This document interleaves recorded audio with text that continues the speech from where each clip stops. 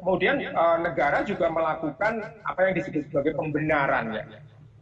Karena aspek ini penting, Mbak Nur, ya, kalau dalam diskusi tentang kebebasan pers. Pembenaran itu bisa dikatakan sebagai legitimasi ya, atau nilai legitimasi atau pembenaran. Misalnya begini, misalnya pembenaran itu contoh ya, contoh. Ketika kita membunuh orang itu salah atau enggak? Salah ya, hukum atau moral. Tapi ketika hukuman mati, itu kan membunuh orang. Benar atau salah? Kan itu dianggap benar oleh legitimasi aturan memang ada hukuman mati. Kalau bagi saya kan pribadi memang menolak hukuman mati ya. Tapi ada mekanisme hukuman mati di beberapa negara kan juga. Jadi itu soal legitimasi bahwa satu sisi ada yang membenarkan membunuh orang lain karena ada pembenarannya, entah itu aturan, entah itu norma, entah itu kultur tertentu, entah itu keyakinan tertentu, misalnya pada kekerasan massa misalnya, atas nama Tuhan juga bisa membunuh orang gitu ya, atas nama keyakinan tertentu bisa membunuh orang. Kemudian yang contoh kedua misalnya ya, kalau misalnya kita mencuri uang orang lain atau mengambil uang orang lain ya tanpa apa ya sebenarnya persetujuan atau itu kan mencuri namanya ya. Tapi dalam konteks tertentu pajak sebenarnya itu kan awal sejarahnya itu misalnya mengambil uang rakyat sebenarnya pajak upeti itu kan mengambil uang. Upeti.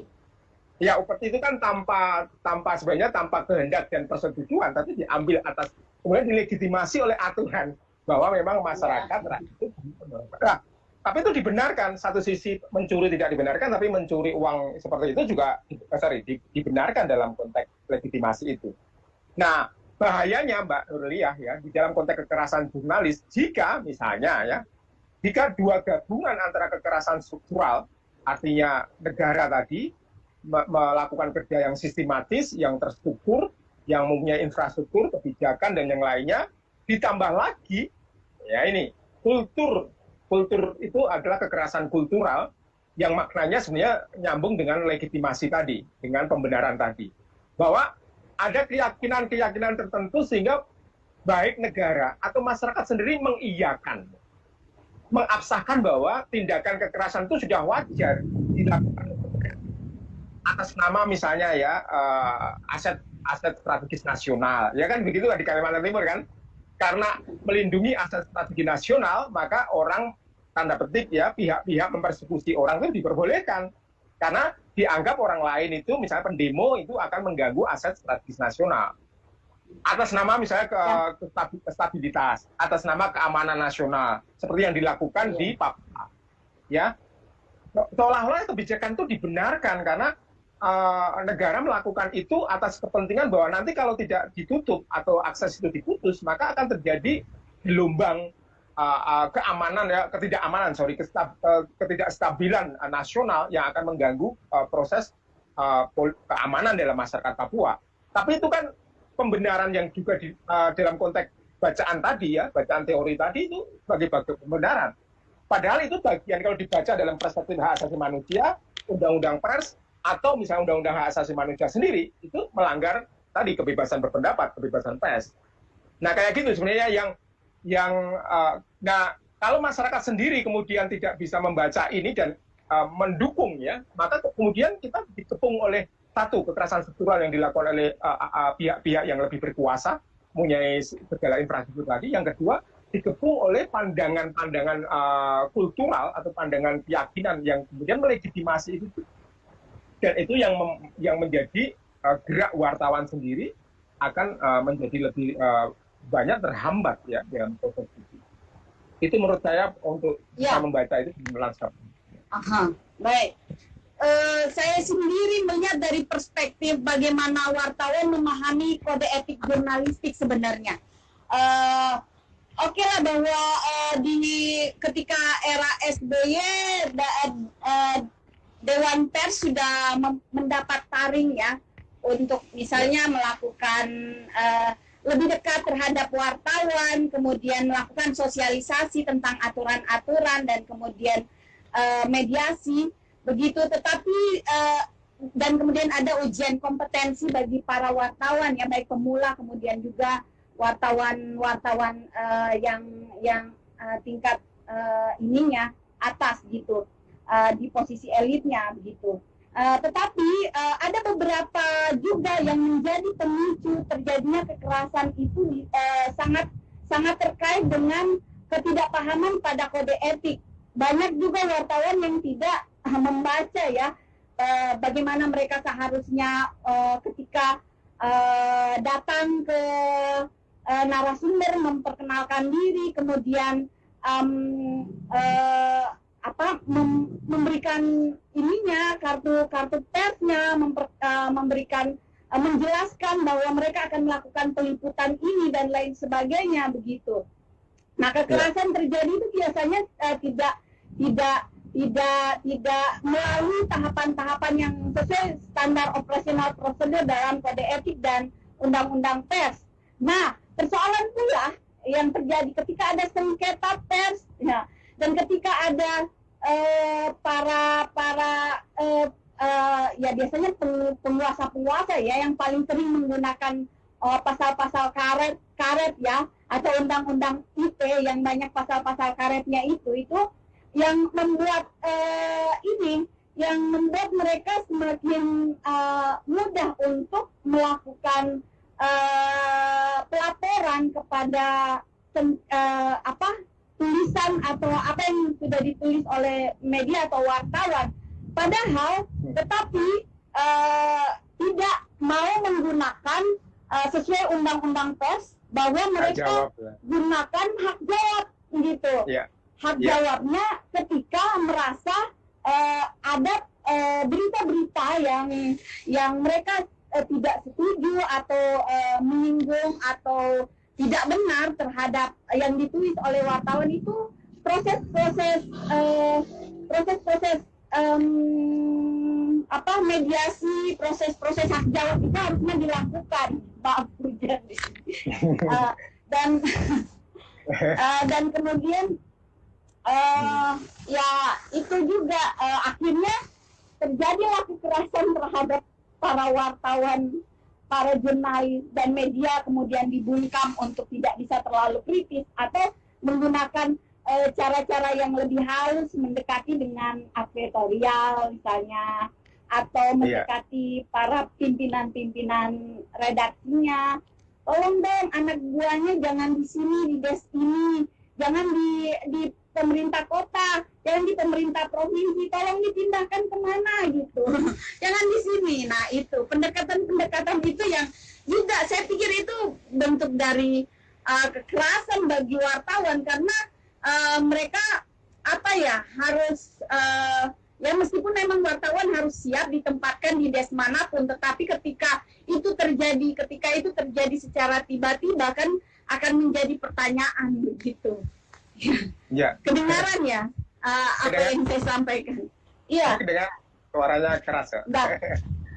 Ya. Jadi ya, monggo dilanjutkan Mbak Nurlia, monggo. Ya, dan kemudian di era pandemi ini kekerasan kemudian muncul semakin besar lagi, bukan hanya kekerasan yang dilakukan oleh aparat, tetapi mereka juga mendapatkan misalnya PHK karena kondisi keuangan media yang sudah mulai kolaps dan lain sebagainya. Akhirnya berbagai fasilitas-fasilitas sudah mulai dikurangi akibat pandemi ini. Nah itu semakin membuat wartawan sakit lah di era saat ini. Bukan hanya kekerasan fisik yang mereka dapatkan dari aparat, tetapi juga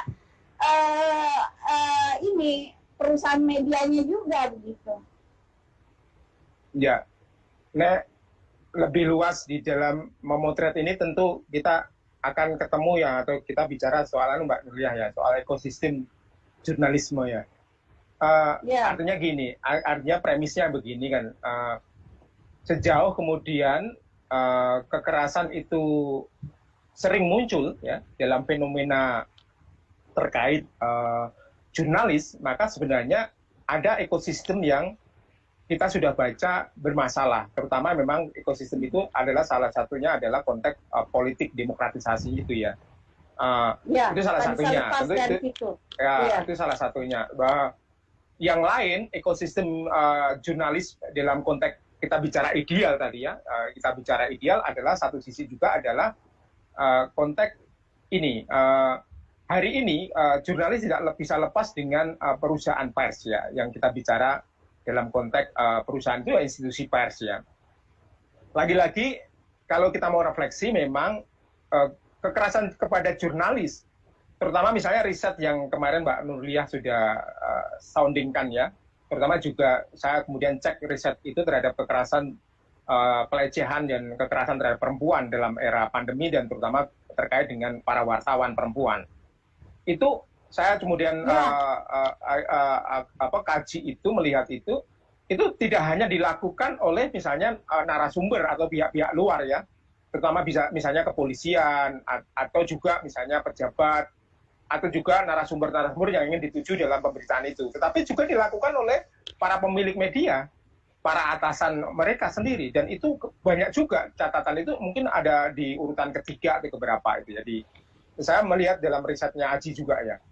Maka sebenarnya ini problemnya, apalagi di Omnibus Law nanti, itu perusahaan institusi pers juga harus mengikuti logika frame dari hukum Omnibus Law ya, aturan sapu jagat itu gitu. Jadi memang kemungkinan kemudian wartawan melakukan kompromi itu ya, saya ingin hidup sekaligus tidak ingin keluar di PHK, nggak punya pekerjaan misalnya. Satu sisi kemudian saya harus berjuang secara ideal dalam konteks jurnalistik ya. Secara ideal ya tadi memperjuangkan kebenaran. Resikonya ada dua, satu sisi bukan resiko, tantangannya ada dua. Satu sisi menghadapi tadi, menghadapi pragmatisme konteks ekonomi politik media, ya, bahwa media mau tidak mau juga dalam konteks ini ya tanda petik adalah lembaga bisnis, ya. Tapi satu sisi media juga lembaga ideal, lembaga yang memperjuangkan kebenaran. Kompromistik itu tidak mudah bagi jurnalis, terutama jurnalis yang bawah di lapangan gitu kan. Kalau yang jurnalis yang pemilik media, kata jurnalis itu kan macam-macam ya, bisa aja dia pemimpin redaksi yang juga tanda petik memiliki akses tanda petik kapasitas materi dan yang lainnya. Tapi yang jurnalis di lapangan ini kan akan bernegosiasi ya terhadap situasi itu. Itu yang pertama, terhadap dia hadir dalam konteks ekonomi politiknya institusi media itu sendiri. Yang kedua, berhadapan dengan idealitas ini, dia juga harus berkompromi akhirnya. Kalau misalnya posisi dia bergainingnya tidak cukup kuat, ya, individual semata misalnya, tidak dalam aliansi seperti kelompok organisasi PWI atau AJI dan yang lainnya, maka kan dia berjuang ideal sendiri dalam konteks tertentu. Maka kemudian dia berhadapan dengan tadi tidak semata tawaran kapital atau materi ya, misalnya disogok, diberi uang agar tidak memberitakan hal-hal yang negatif, amplop misalnya dulu ada fenomena wartawan amplop itu.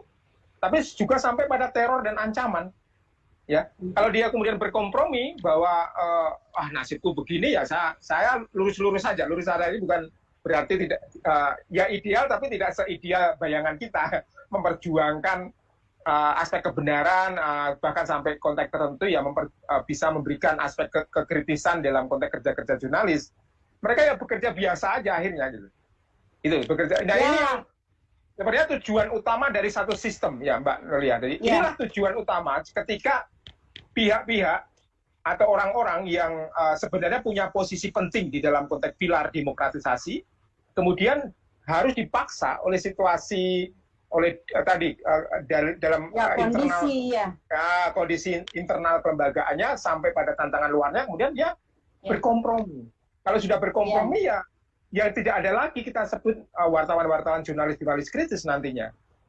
Ini yang sebenarnya ya, mereka sekali yang tadi disampaikan Pak Nurliah. Ya hanya kan menjadi juru bicara pers, juru bicara lembaga pemerintahan tertentu ya, dia karena aspek tadi mudah untuk diberi materi, uang, amplop dan yang lainnya, atau oleh kondisi yang harus dia hadapi tadi, kemudian dia tidak memposisikan diri sebagai jurnalis yang idealis ya, jurnalis yang memang posisikan dalam konteks kebenaran. Itu sebenarnya Ya, saya benar. Menarik sekali Mas Guntur bahwa kondisi sosial ya ekonomi politik yang kemudian akhirnya bukan lagi secara eksternal membungkam itu ya, tetapi internalnya sendiri karena tuntutan ekonomi politik itu ya yang mengharuskan mereka harus membuat media mereka tetap survive gitu, dan kemudian akhirnya melakukan kompromi dan bargaining position terhadap media mereka gitu. Ya kita lihat di era SBY banyak yang pada akhirnya bisa mau duduk juga di pemerintahan, mau duduk juga di partai hanya agar mereka mendapat porsi yang besar untuk iklan-iklan, mendapat iklan-iklan untuk media mereka. Dan saya pikir itu sudah bukan secara nasional terjadi, di tingkat lokal pun di Kaltim cara kondisi sosial ekonomi apalagi dibarengi dengan pandemi saat ini ya mengharuskan memaksa juga media agar tetap survive, bisa menjalankan operasionalnya dengan mulus dan bisa menggaji wartawan tetap dengan layak begitu, dan pada akhirnya kemudian ya itu melakukan kompromi bahwa ya advertorial berikan porsi yang besar. Di Kaltim sendiri Mas, media massa itu bahkan sudah ditulis dipantau nih sama Mas Rusdi Matari, ya dia nulis dipantau waktu itu tahun 19 tahun berapa ya, 2000-an ya, tahun 2000-an ya, 98 atau tahun 2000-an Mas Rusdi itu menulis bahwa di Kaltim Post itu porsi iklan advertorial itu sangat besar sekali, tidak ada lagi ruang buat berita-berita yang benar-benar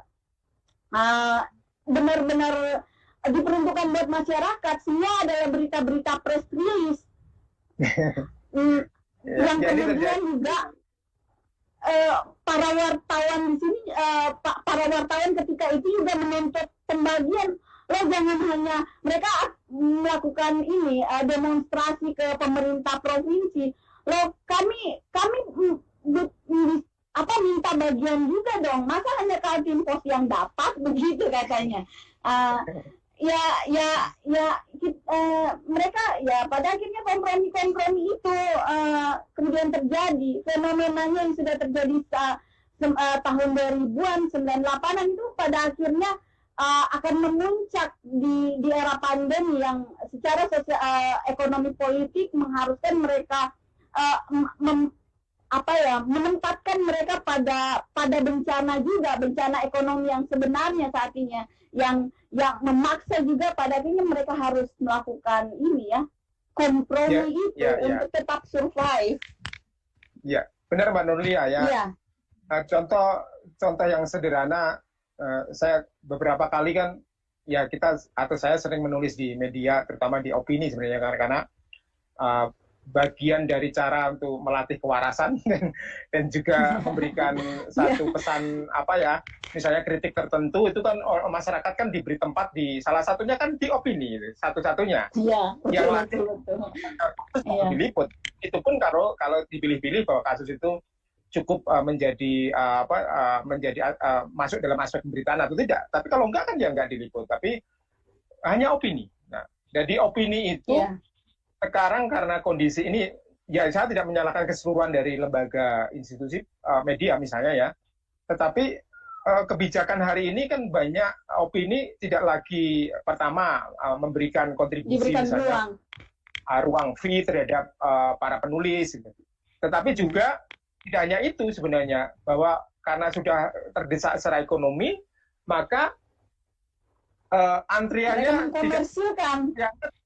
tidak ditentukan oleh banyaknya peminat menulis, tapi tadi advertorial. Jadi menulis opini itu sudah disamakan dengan advertorial. Jadi harus membayar. Kita menulisnya harus membayar. Dan membayar itu dalam besar ya akan dimuat prioritas, kalau kecil ya. Jadi itu ukurannya kadang-kadang gini. Ada beberapa media yang ukurannya seperti itu, tapi ada juga yang sudah memberikan berapa harga yang harus dibayar ya di dalam konteks opini. Nah, ini karena sebenarnya bukan karena tidak adanya penulis, tapi memang ada kondisi ekonomis di dalam institusi media yang cukup harus membuat kebijakan semacam itu barangkali secara ekonomi ya, secara bisnis gitu. Kalau Pukut itu tutup gitu loh. Ini yang problem. Tapi yang lain, Mbak, sekarang kan kita diskusinya barangkali penting, Mbak Nurlia, adalah bagaimana kita itu kan di luar sebenarnya, kan wartawan ya.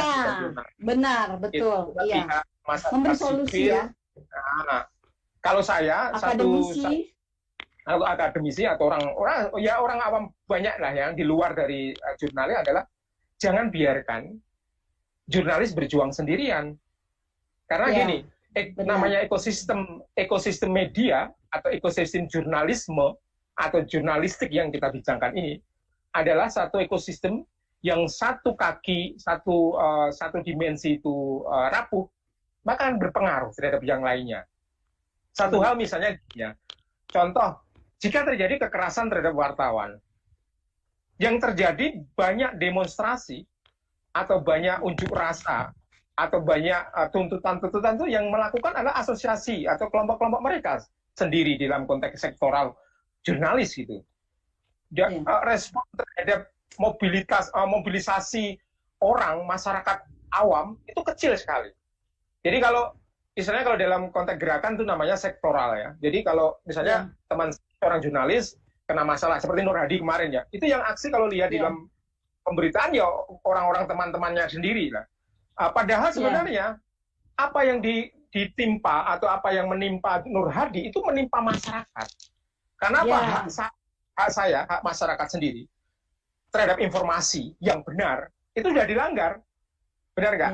Jadi masyarakat kan punya namanya informasi publik ya, dan itu yang melakukan itu yang paling utama, yang garda depannya itu kan pers ya atau media massa itu, ya.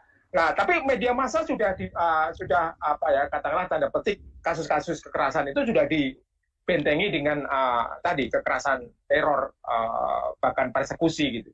Maka itu sudah menghambat kita, bukan menghambat hanya wartawan, tapi menghambat hak kita atau melukai atau mencederai atau bahkan sudah menutup hak masyarakat sipil terhadap informasi itu sendiri.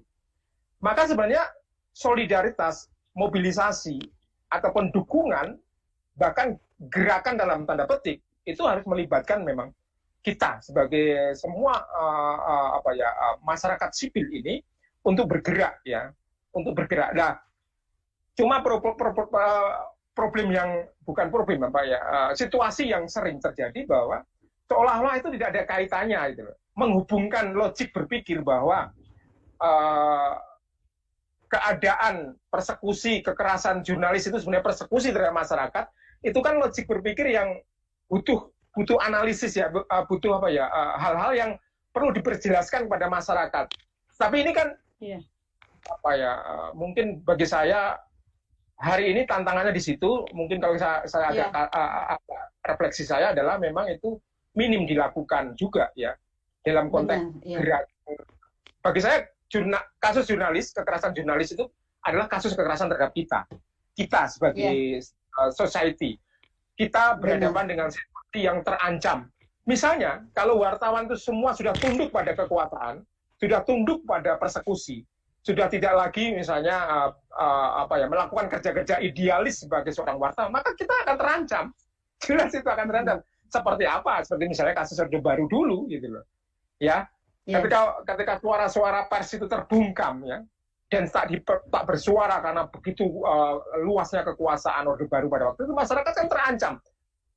Kita mau diciduk dalam hari ini, kita mau dipanggil hari ini, kita mau ditangkap atau bahkan dibunuh hari ini, bisa sangat mudah. Karena tidak ada kontrol yang disebut Mbak Nurliah tadi. Tidak ada garda yang melindungi kita, yang akan memberikan fakta-fakta kebenaran, yang akan menunjukkan bahwa ada masalah di situ. Dan itu adalah kerja-kerja wartawan. Maka bagi saya harus disupport. Bahkan sivitas akademik seperti kita, seperti apalagi komunikasi ya. Tidak hanya komunikasi,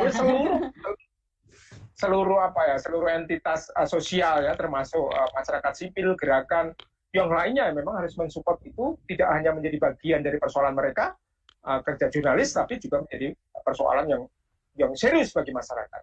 Itu bagi saya itu Iya, bisa benar. bisa macam-macam. Pada akhirnya, ya benar, Mas Guntur. Pada akhirnya kita mengerucut di sini bahwa kerja-kerja jurnalis dia tidak akan menjadi pengontrol bagi kekuasaan yang dominan kalau tanpa ada dukungan dari masyarakat. Akhirnya bahwa memang terutama kita sebagai akademisi juga dan komunikasi ya, yang memang sangat perhatian, yang intens terhadap media dan jurnalistik itu juga tetap berada di belakang para jurnalis untuk bisa memberikan bisa jadi yang melakukan advokasi adalah aliansi jurnalis independen dan organisasi-organisasi lainnya ya. Tetapi kita adalah memberi support buat para wartawan-wartawan ini dan mungkin memberikan perspektif yang lebih jernih tentang persoalan ini, karena kita belajar tentang konseptual dan hal-hal yang ideal tentang sebuah pers, sebuah media, dan apa yang menjadi fenomena di masyarakat itu mungkin kita clearkan dari pandangan kita sebagai seorang akademisi di bidang ilmu komunikasi, karena ya kita paham persoalan ini gitu. Ya, dan kemudian memang tetap mendukung. Ada kita udah masuk ke ini ya waktu. Mungkin oke, ada atau ada pertanyaan? Tidak ada. Oh iya ya. Kayaknya waktunya sangat ini ya, tidak terasa gitu kita membincangkan hal-hal terkait jurnalis dan media gitu. Mungkin ada mahasiswa atau pemirsa kita yang ingin mengajukan pertanyaan. Di chat ada nggak? Itu kayaknya nggak. Belum ada ya? Belum ada. Ada dari Jeff Alvando, setuju suara pers merupakan suara rakyat. Iya benar. Dari Bu Rina, setuju Mas Guntur. Bahwa harus tetap di belakang, akademisi harus tetap juga mendukung keberadaan jurnalis media. Iya benar. Kalau Bu Rina ini sangat mendukung keberadaan jurnalis ya, Bu Rina ya.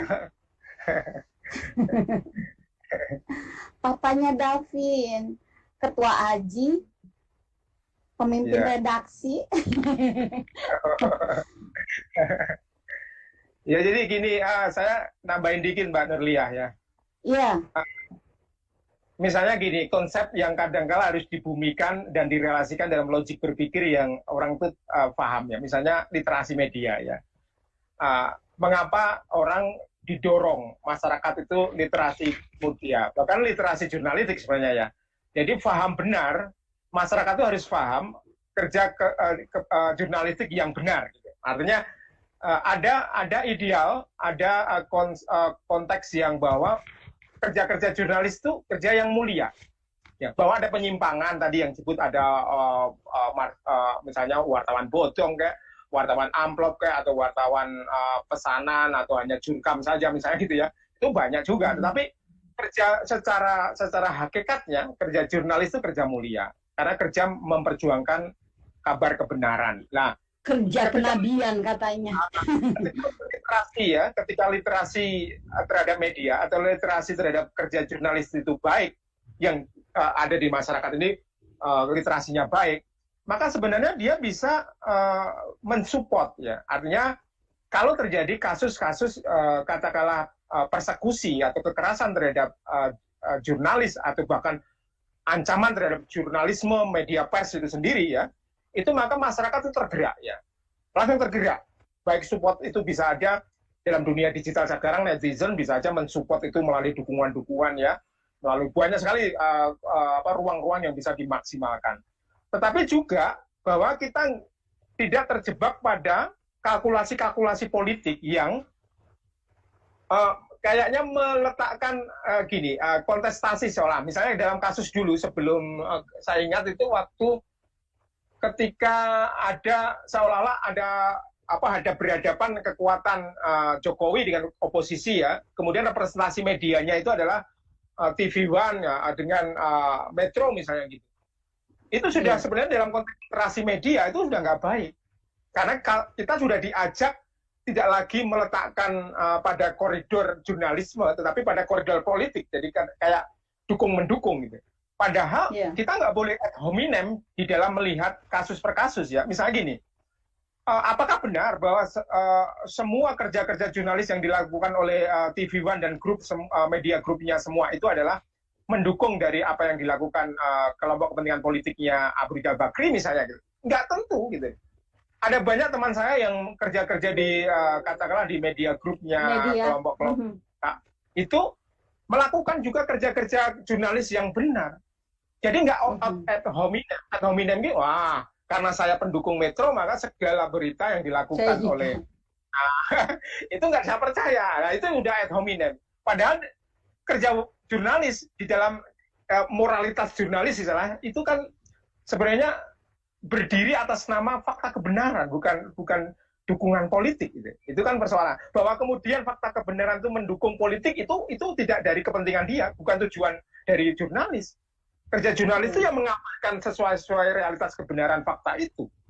Ya, bahwa fakta itu kemudian mendukung dari kelompok yang lain itu hal kedua yang bukan tujuannya dari hanya ya memang ada catatan tadi kita dalam diskusi awal sudah menyebutkan ada banyak oligarki yang justru memang tanda petik justru membuat fragmentasi seolah berhadapannya media antar media itu menjadi memecah juga fragmentasi terhadap sosial atau masyarakat atau pembaca atau audien atau yang lainnya, sehingga dia malah kemudian menjadi fragmen politik ya, jadi fragmentasi politik.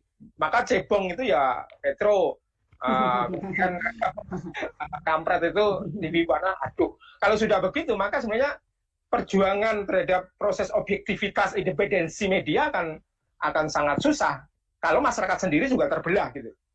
Maka bagi saya dulu menjernihkan, boleh kita menyalahkan media itu dalam konteks spesifik kasus apa, sesuai dengan konteks apa, dalam relasi momen apa, itu bisa. Tapi kalau disimpulkan generik menjadi sesuatu yang sudah stigmatik, itu sudah bermasalah dan itu akan mengganggu jurnalis. Bagi masyarakat sendiri akan terganggu karena setiap hal yang kasus kekerasan terhadap media yang tidak kita dukung, maka kita membiarkannya dan kita tidak menjadi spontan sebagai dukungan masyarakat sipil terhadap jurnalis akan terkotak-kotak. Makanya bagi saya itu yang penting gitu. Benar, idealnya memang kerja-kerja wartawan adalah kerja-kerja kenabian ya, cuman pada akhirnya kan wartawan praktek-praktek yang dilakukan kemudian terjadi banyak distorsi dalam kerja-kerja mereka, distorsi sesuai konsep moral yang seharusnya begitu, yang sesuai dengan kerja-kerja kenabian ya. Yaitu memberikan informasi yang benar kepada masyarakat, yang kita lihat malah yang kemudian karena adanya distorsi-distorsi itu beberapa yang kemudian tidak mempercayai beberapa media-media mainstream. Ya kita lihat dengan hadirnya jurnalisme warga, kemudian munculnya jurnalisme warga, apalagi nih yang terbaru gini. Ya karena memang sekarang dengan era internet ya kita kata Bob Rosenthal bahwa kita bukan hanya sebagai konsumen lagi, tetapi kita juga adalah produsen, jadi prosumen gitu. Maka kekecewaan terhadap media-media mainstream itu yang akhirnya memunculkan cara-cara baru dalam dunia jurnalisme yang kemudian muncul jurnalisme data ya, yang meskipun sebenarnya media memang harusnya adalah faktanya adalah data begitu, tetapi kemudian muncul jurnalisme data untuk membendung hoax.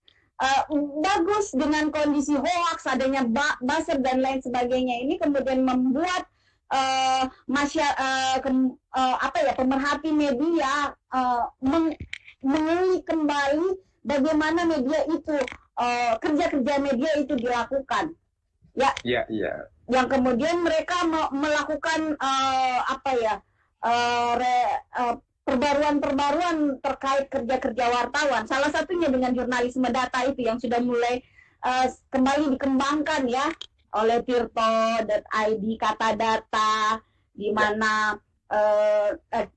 biasanya kan statistik itu kerap membohongi kita bahwa jumlah seperti ini adalah jumlah yang sangat fantastis yang bisa membuat. Kemudian dengan jurnalisme data bisa dilakukan analisis terhadap ternyata ada banyak bolong-bolong dalam statistik itu misalnya yang terjadi dengan adanya.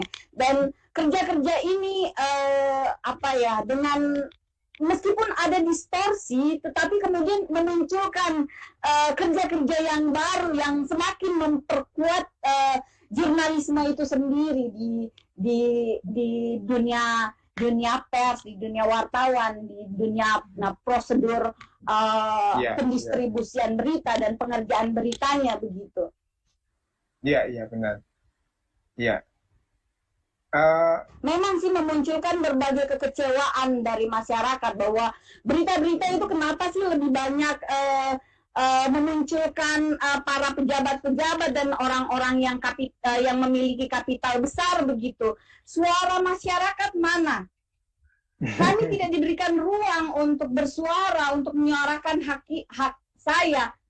Betapa banyak sebenarnya persoalan-persoalan yang dihadapi masyarakat misalnya dengan kebijakan yang dikeluarkan lewat media, tetapi mereka tidak punya suara. Akhirnya lahirlah jurnalisme warga. Muncul hoax yang memperlihatkan banyaknya berita-berita yang tidak jelas juntrungan asal usulnya dan lain sebagainya. Akhirnya memunculkan jurnalisme data yang memperkuat kerja-kerja jurnalisme. Saya pikir adanya distorsi yang terjadi pada dunia pers memunculkan penguatan. Akhirnya pada akhirnya juga memunculkan penguatan terhadap kerja-kerja wartawan. Itu menjadi bagus pada akhirnya. Menjadi bagus. Ya.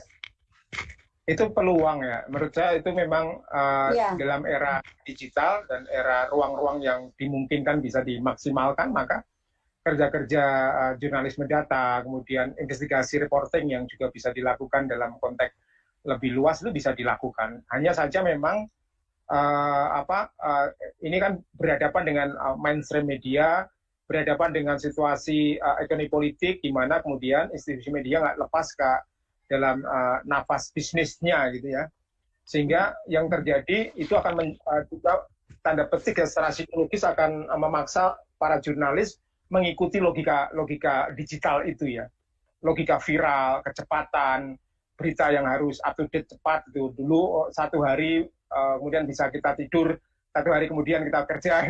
Sekarang berita bisa buka.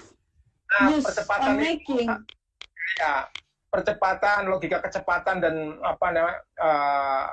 keviralan itu juga membuat kadangkala kemudian menabrak itu karena demi kepentingan mengakses berita itu dalam konteks kecepatan karena kompetisinya memang dalam frame itu menabrak apa yang disebut sebagai kode etik ya, menabrak sebagai moralitas berita ya, menabrak hal-hal mendasar yang memang harus secara prinsip diikuti oleh kerja-kerja jurnalis. Dan itu terjadi banyak. Saya tidak menyebut pada media-media yang masih menjaga marwah ideal itu, tapi banyak online berita ya di kita di era digital hari ini masih banyak itu. Dan memang konsekuensi dari perkembangan distribusi media itu kita menuntut makin besar juga masyarakat sipil untuk literasi media, literasi jurnalistik, merawat akal sehat, kemudian selalu bagi saya berdiri dalam konteks kebenaran, objektivitas kebenaran, tidak dalam kalkulasi politik semata, sehingga kita bisa menjangkau perspektif itu lebih luas gitu. Sehingga kita nggak mudah dibohongi, kita nggak mudah ditipu, dimanipulasi, kita juga tidak digiring, dimobilisasi oleh kepentingan-kepentingan tanda petik yang menggunakan media misalnya. Dan juga kita bisa mendukung, yang terakhir tadi, kita bisa mendukung sesuatu yang memang benar adanya, meskipun itu media secara institusional mungkin kita nggak suka itu dalam konteks karena mereka para pemilik medianya ikut dalam kontestasi politik ya. dalam konteks oligarki politik misalnya gitu, tapi kita ya harus mendukung kebenaran media itu.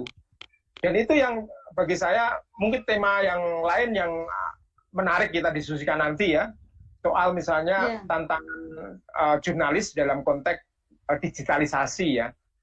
Itu banyak sekali temanya ya, subtemanya banyak sekali dan itu menjadi satu tema menarik ke depan untuk kita diskusikan. Saya kira itu Mbak Nurliah ya. Iya, menarik sekali. Ini perbincangan yang sangat menyeluruh nih, menyangkut tentang sistem, kondisi internal media, dan bagaimana kemudian memunculkan semangat-semangat baru dalam dunia jurnalisme gitu. Ini terutama juga karena adanya keterkaitan ekonomi politik dan sebagainya itu yang kita bahas kemudian menjadi meluas, dan saya pikir ini menjadi penting juga sebagai bagian dari memberikan pengetahuan yang terutama juga ya, saya terlupa tentang literasi yang sebenarnya memang sangat penting, literasi media. Tapi saya yakin ya anak-anak komunikasi ya, pemahaman tentang literasi media sudah sangat advance deh menurut saya ya. Cuman memang masyarakat ini yang perlu ya, terutama kita ini memberikan waktu untuk melakukan literasi media terhadap masyarakat gitu. Ya ini kerja saya juga waktu masih di Komisi Penyiaran Indonesia, daerah Kaltim juga. Literasi media ya. Ini sudah sering kami lakukan juga, dan di komunikasi, di ilmu komunikasi juga literasi juga sudah mulai kita lakukan. Menjadi kebiasaan saya itu literasi media kalau cuma menjadi ya himbauan, sosialisasi terhadap ayo kita melek media, melek literasi terhadap itu masih kurang ya. Memang yang juga penting, ini yang juga penting. Saya sering belajar dari dulu Aji itu muncul itu dalam situasi orang-orang aktivis ya. Dia jurnalis tapi mereka aktif dalam pengertian mereka peduli ketimpangan, ketidakadilan, peminggiran, persekusi, kekerasan, teror dan juga macam-macam ya. Kemudian mereka menghimpun. Artinya gini, saya bisa mengatakan bahwa kerja literasi itu juga kerja politik dalam pengertian yang benar ya. Kerja sebuah aktivisme atau aktivitas gerakan yang tidak semata sebagai kita mengerti media, bukan. Tapi media kan hidup tidak dalam ruang kosong. Media tadi yang saya bilang, hidup, jurnalisme, hidup tidak dalam ruang kosong, tapi hidup dalam kontestasi besar, baik ekonomi, politik, budaya, dan yang lainnya. Dan ini yang jauh sebenarnya kalau tema itu kita diskusikan sampai 4 jam, 5 jam nanti, itu adalah soal komersialisasi media. Ya. Hannah Arendt, bahkan juga Habermas, para teori sebagai ruang publik ya. Itu bilang bahwa memang ancaman dari distorsi komunikasi, terutama juga kerja-kerja deliberatif media atau deliberatif demokrasi yang juga ada di situ adalah aktor media, itu adalah komersialisasi. Tadi yang saya bilang, karena komersialisasi itu nalar logiknya adalah bisnis memaksa satu hal bahwa dia harus mengeruk ya keuntungan dari mekanisme bisnis mereka. Kalau itu bicara banyak dalam ekosistem bisnis kan mestinya kompetisi ya. Maka mereka menggunakan cara apapun di dalam konteks media clickbait ya. Itu kan juga karena logika bisnis. Jadi bukan karena semata-mata ide itu muncul sebagai ide jurnalis, enggak, tapi ide bisnis. Nah, itu juga akan merusak ya, akan mengganggu. Saya nggak sepakat sekali kan. Akan merusak apa yang disebut sebagai kerja-kerja jurnalis yang semestinya bisa masyarakat itu lebih bisa punya akses yang besar terhadap informasi, misalnya punya akses besar terhadap proses pemberitaan, tetapi harus dipaksa juga mengikuti logika bisnis itu. Itu yang saya kira yang salah satu. Dan mungkin kalau ulmun besok kalau suatu saat ada diskusi lagi satu tematik menarik, yaitu tentang komersialisasi dunia media atau komersialisasi media yang itu akan berdampak bukan hanya kekerasan, tapi banyak problem-problem sosial besar. Kalau dalam konteks Hannah Arendt bilang, itulah akar dari kekerasan. Ketika domain publik, ya, publik itu penghargaan atas demokrasi itu kan sebenarnya menghargai publik ya, bukan menghargai kekuasaan, tapi menghargai ranah hubungan publik. Ya demokrasi itu kan gitu, publik antar publik, maka kemudian ada republika. Tapi sekarang kita kan menjadi reprivata, bukan republika. Apa yang menguasai menentukan publik, ya reprivata itu ya kekuasaan dominan itulah, bukan republika, reprivata. Itu yang sistem kita kan dibangun oleh reprivata sekarang, baik dalam tapi dalam konteks negara bahkan pribadi-pribadi, oligarki berkuasa dominan di dalam konteks politik.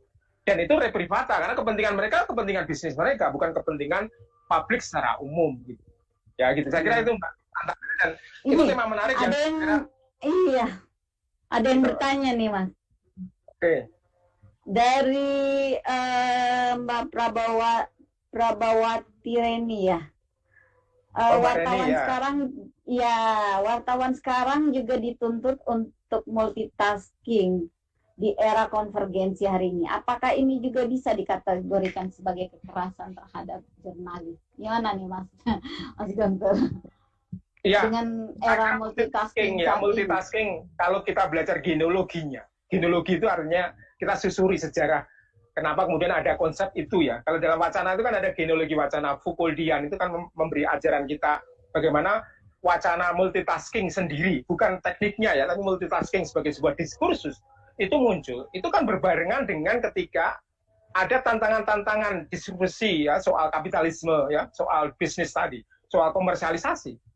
Karena kalau wartawan cuma bisa misalnya ya dalam konteks tertentu hanya satu bidang, ya bukan konvergensi ya, dia yang segala hal bisa dilakukan artinya gitu. Multitasking ini menjadi kebutuhan akhirnya. Kalau tidak maka dia kemudian tersisih gitu loh. Padahal kata tersisih itu kan artinya dia tidak capable terhadap tidak related terhadap kebutuhan ekonomi bisnisnya. Dia tidak bisa menguntungkan dalam tanda petik gitu. Nah bagi saya itu multitasking kalau genealoginya sebenarnya tidak jauh dari proses komersialisasi ya. Termasuk juga misalnya efektivitas, termasuk juga kecepatan, termasuk juga tadi viral, termasuk juga misalnya booming berita ya, kemudian apalagi ya rating misalnya, itu juga komersialisasi.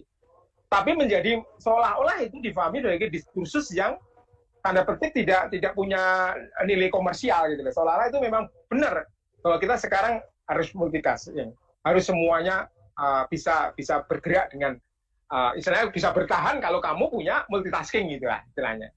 Ya. Itu saya kira ya. Nah, tetapi bahwa tantangan ke depan bagi saya itu sebenarnya tantangan dari ini yang lebih berat, tapi ini saya harus katakan di dalam forum ini sebenarnya yang lebih berat adalah kedaulatan dalam menentukan, ya, menata kedaulatan ekonomi politik media kita. Gitu. Nah, problem ini yang saya serius harus katakan kalau tidak maka problem ekonomi politik media dalam konteks penataan itu kan tetap kita bersandar atau berkoridor atau merujuk pada bukan dari kita, benar nggak? Jadi dari ketergantungan ekonomi politik menentukan bahwa kita menjadi tidak berdaulat dalam menentukan tadi, termasuk konsep-konsep apapun, termasuk kalau kita bicara di riset hari ini, kata disrupsi media, kata digitalisasi sendiri, kata berbagai hal itu kalau kita teliti dalam diskursus yang sebenarnya Mbak Nurliah ya, itu tak jauh dari situ. Ya, era digital itu bukan datang dari Amerika yang paling besar. Sebenarnya kalau kita teliti genealoginya dari Jerman ya. Jadi kebutuhan pasar media bukan pasar konvensional ya. Misalnya manufaktur misalnya. Ada kebutuhan ini. Negara itu begini Mbak Nurliah ya. Kalau kacamata ekonomi politik ya, ada negara yang ini bermasalah di manufakturnya. Misalnya ini remuk. Nah, kalau ini manufaktur itu masih dipertahankan dan tidak punya inisiatif atau tidak punya alternatif bisnis lain, maka ini akan rusak atau akan terganggu. Maka punya ide besar bahwa sekarang bisnis kita bukan bisnis manufaktur yang sifatnya konvensional itu, tapi bisnis kita adalah bisnis digital, informasi, pengetahuan. Maka bergeser pada itu. Nah, caranya untuk bisa bisnis itu atau kepentingan ekonomi politik digital ini kemudian bisa diterima oleh masyarakat kan butuh gagasan. Tugas komunikasi sebenarnya bukan tugas ekonomi, Tapi tugas komunik itu bagaimana gagasan itu dibawa, didesain, kemudian dibingkai, kemudian disosialisasikan, didiseminasikan ya kepada masyarakat seluruh negara untuk menerima bahwa sekarang era digital. Gitu. Ya, tiba-tiba kita sekarang era digital, kita harus begini, harus begitu. Sekarang kenapa kita tidak bisa menentukan? Sebenarnya pada waktu itu ada pilihan bukan karena faktor luar yang mempengaruhi kita atau faktor kepentingan ekonomi politik global yang mempengaruhi kita, tapi kita sebagai sebuah negara bisakah? Nah, contohlah China ya, dia tidak terganggu oleh kepentingan negara-negara Eropa atau Amerika. Dia bisa membangun ya infrastruktur, bahkan sistem, bahkan hardware dan software dalam konteks digitalisasi mereka. Dan kemudian bisa tidak lagi tergantung perubahan-perubahan apapun ya ekonomi politik yang ada di luar negaranya, tapi bisa menentukan itu. Nah, persoalannya kan di kita enggak, sehingga yang terjadi ya Mbak, yang terjadi kalau negara menjadi tergantung, ekonomi politiknya tergantung, maka medianya juga tergantung, maka jurnalistiknya juga akan tergantung, nggak berdaulat. Kalau nggak berdaulat, maka posisi kekuatan dia sebenarnya tanda petik lemah. Kalau lemah, maka dia mudah terkena aspek kekerasan tadi. Kan kesimpulannya gitu sebenarnya. Sebenarnya saya hampir mau mengatakan itu dalam ujung akhir diskusi ini. Sebenarnya kelemahan ini adalah juga ada sangkut pautnya dengan proses logika berpikir tadi gitu Mbak Nurlia. Kalau enggak, seolah-olah bahwa kekerasan itu muncul hanya dalam situasi politik domestik, itu enggak. Itu ada banyak variabel. Kalau Hannah Arendt bilang, ya ini ada konteks imperialisme dalam konteks kemudian mendorong negara-negara lain juga memusatkan logika berpikir pada konteks itu tadi, kerangka komersialisasi tadi, yang itu berpengaruh besar terhadap wajah watak negara, wajah watak sosial politik, wajah juga watak gerakan sosial politik, termasuk masyarakat sipil atau juga para jurnalis. Saya kira itu Mbak Nurlia. Wow, sudah komprehensif ya pembahasan tentang multitasking pertanyaan dari Mbak Reni ya. Ya sebenarnya multitasking terhadap wartawan itu tuntutan.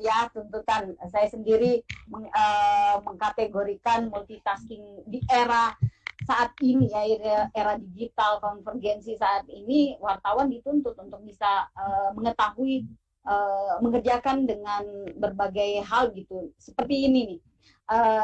Saya pernah menjadi editor untuk satu media online ya.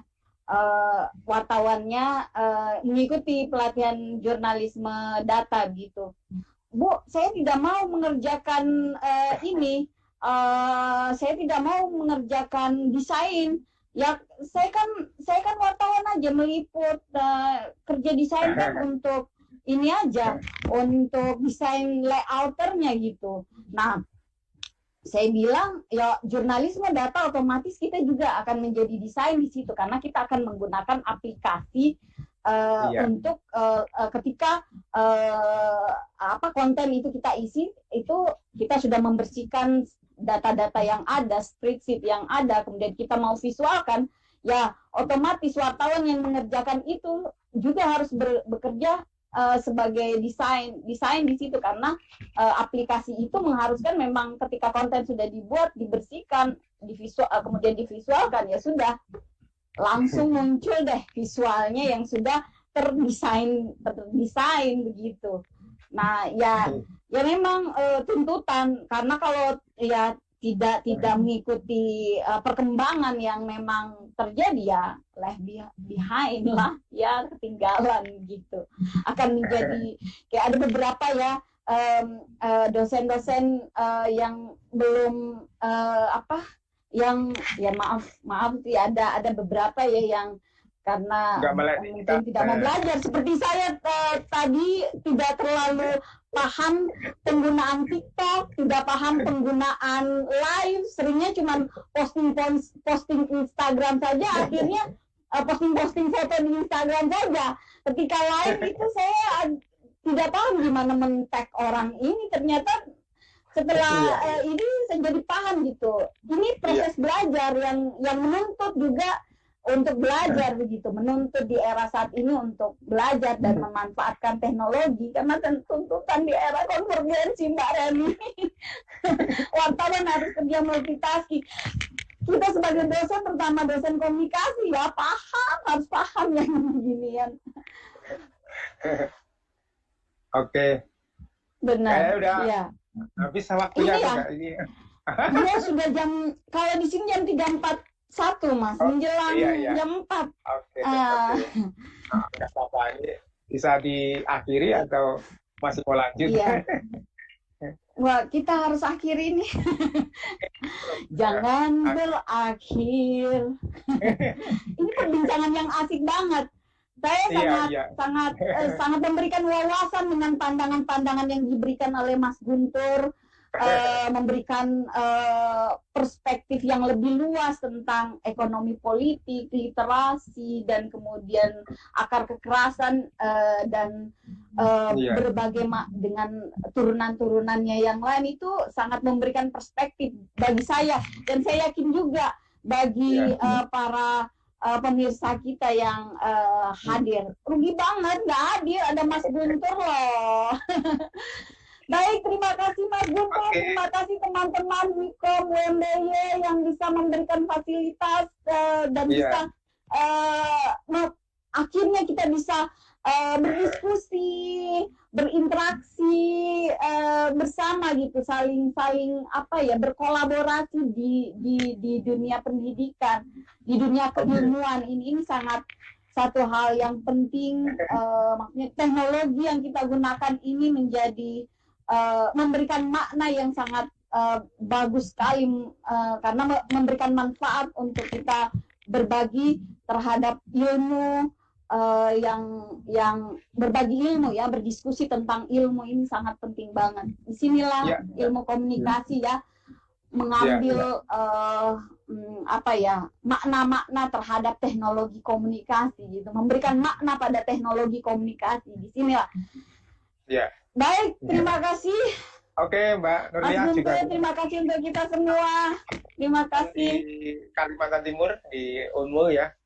Salam, semoga sebenarnya ruang diskusi ini yang lebih terpenting lagi membuka celah ya. Misalnya membuka celah itu membuka kemungkinan ruang-ruang yang lain yang bisa kita lanjutkan. Artinya ada banyak ide justru datang dari diskusi. Karena diskusi biasanya akan muncul, oh ya ada ini tuh, ada itu tuh, ada itu ya. Ini tuh nanti akan dikembangkan dalam konteks pengetahuan ke depan.